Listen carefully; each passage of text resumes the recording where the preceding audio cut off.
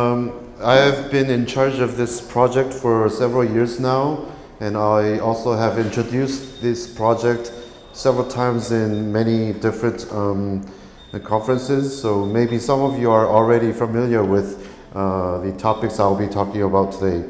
Well, I would like to introduce to you our project, the development of Korean medicine clinical guideline for chronic low back pain.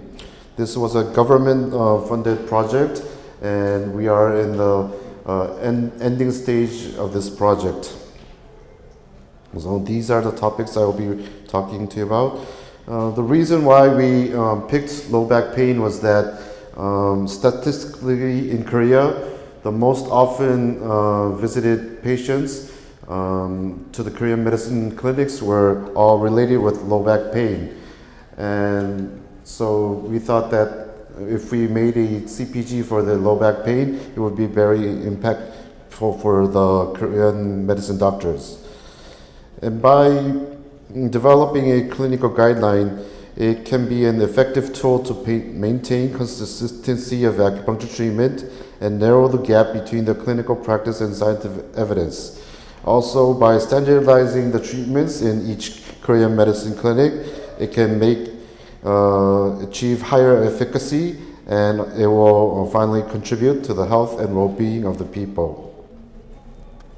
So the objectives of this project was to execute clinical studies and make revisions of a pre-made clinical practice guideline of chronic low back pain syndrome, and to develop and supply the guideline applicable in Korean medicine institutes. In 2006, we already developed a clinical guideline concerning low back pain. It was only focused on acupuncture and moxibustion, but this time we widened the broadened the topic, so we tried to put in all interventions of Korean medicine inside to the CPG. While we were trying to develop the CPGs, we came upon some difficulties. Because the CPGs are developed based on evidence, scientific evidence, we came upon the lack of evidences for certain interventions. This, I think, was because of the different scientific approach of Korean medicine. Even though we have scientific evidences, sometimes the studies are all based on Western medicine diagnosis and Western medicine evaluations. Only the treatment would be Korean medicine. So sometimes it doesn't fully reflect the Korean medicine characteristics. And there were the lack of well-designed RCTs and the various diagnosis systems of Korean medicine and the various treatment methods of Korean medicine was also things we had to overcome while we developed the CPGs. So we made the most effort as possible to overcome these difficulties. To overcome the lack of well-designed RCTs, we made efforts to search as much as possible domestic and international studies, and we adjusted the level of recommendations. And also, at the end, for two interventions, we are doing an ongoing RCT to higher the evidence level. Also, to overcome the various diagnosis systems of Korean medicine, we did surveys on pattern identification or diagnosis systems among the Korean medicine doctors. Also, we used the Delphi committee method of specialists, and we did preclinical studies on patients with surveys. Also, to overcome the difficulties of standardizing the various treatment methods of Korean medicine, we did a survey of Korean medicine clinicians so we could find out which treatments were mostly used in the Korean medicine field. So this was the first draft we made in 2010, but this clinical guideline was only based on concerning acupuncture and moxibustion. So these are some of the recommendations made inside the clinical guideline.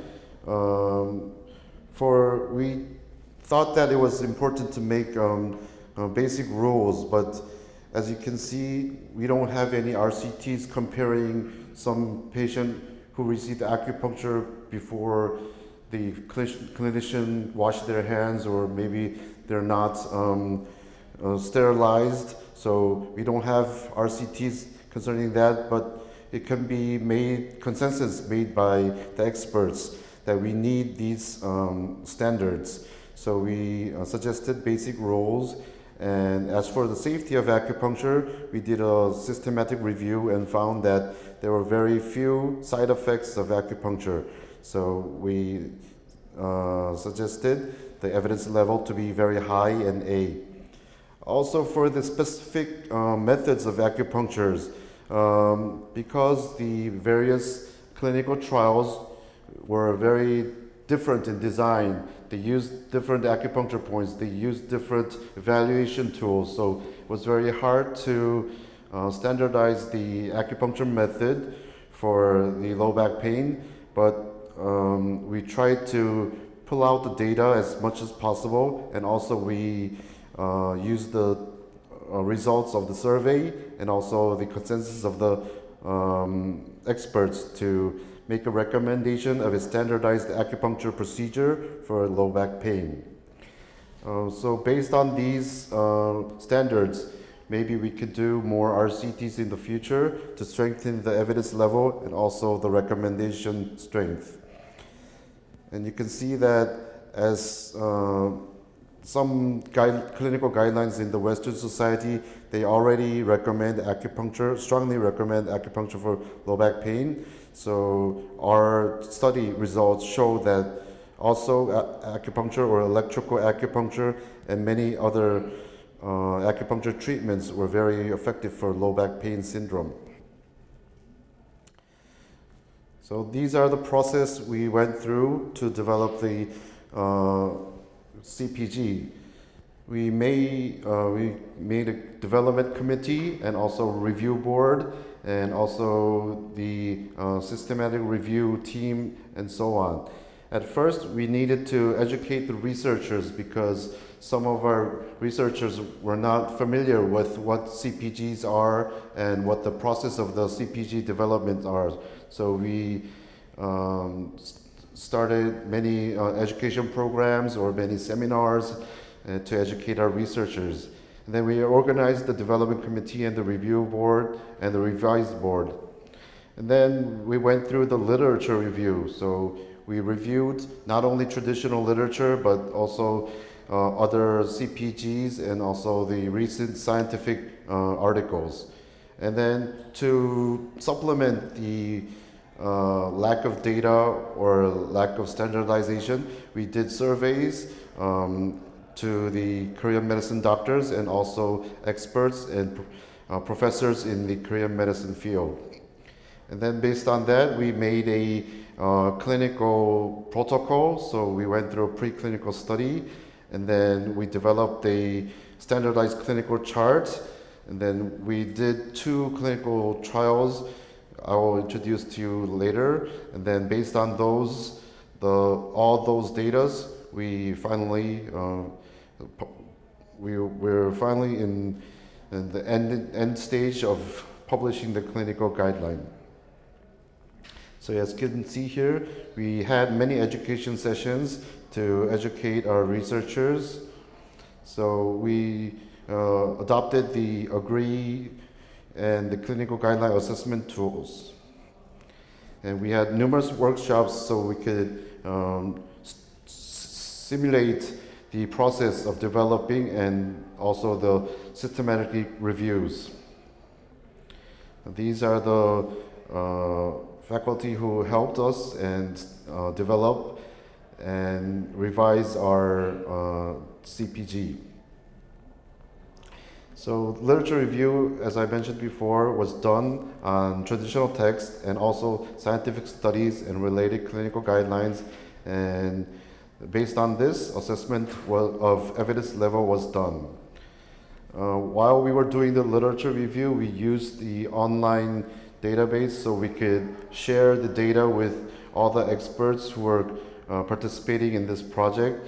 So we invited professors from the Korean Medicine Classics Department or the Korean Medicine Rehab Department, also the Meridian Acupuncture Department and Acupuncture and Musculoskeletal Department.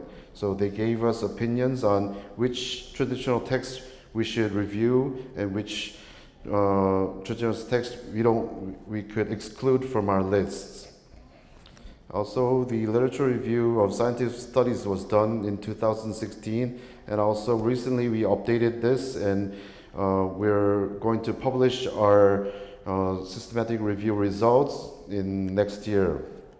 So maybe you'll be able to meet our work through journals.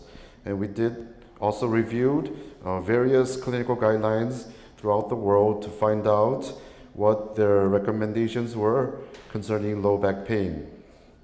So based on these results, we made some publications on BMJ Open, or the journal for the Korean Society of Acupuncture and Musculoskeletal, and we also had some thesis written for scholars in master's degree.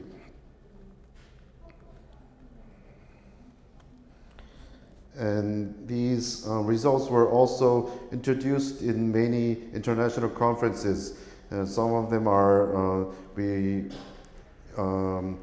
did a poster exhibit at Pain Week in Las Vegas, and we received many emails that they were interested in how the results are coming out, and they were especially interested in how exactly we apply acupuncture for low back pain. So after we finish the publishing project, we will be sending them maybe PDFs or files for references. And also these studies were introduced in UFAS or and ICMART and so on. So in leveling the evidences, we adopted this scale it was leveled from high to insufficient, and based on the level of evidence, we made the grade for recommendations. So we follow the pre-existing grade systems. And after that, we need to have local Korean medicine doctors review our clinical guideline, so to check if it's really applicable in the real clinic field. So even though it's based on scientific evidences, if it's very far from the real clinic, it will be useless. So we needed to take opinion from the Korean medicine doctors and modify our clinical guideline so it can be more applicable and practicable. So the first version was put out in 2016, and we have almost finished updating this, so it will be published in 2020. And the contents are like this. So we'll be introducing the backgrounds and objectives of the project, and then we'll do explanations and definitions of low back pain, and maybe statistics data will be provided. And in Korea, Korean medicine doctors can use various treatment methods. So we try to put in as much as possible the treatment methods that the Korean medicine doctors really use in their clinics. So for each intervention, you could see the recommendation, grades, and the levels of evidence. Because we were requested to be very strict as possible and very objective as possible, maybe some of the levels of evidence or the recommendation grades might be lower than what you expected, but we try to be as strict as possible and objective as possible. And as for some interventions that had weak evidences, we did clinical trials on ourselves so we could obtain the data to strengthen the evidence level. The embedding therapy, for example, we put in surgical threads into the muscle fibers to strengthen the erector muscles of the low back area. So this was tested to compared with control group, and also we used herbal medicines to see if it improved chronic low back pain. So the results of these data will be adopted into the clinical guideline, and the clinical guideline will be verified by various societies, and then it will be assessed by agree, and then these are the things, these are the clinical trials we are doing.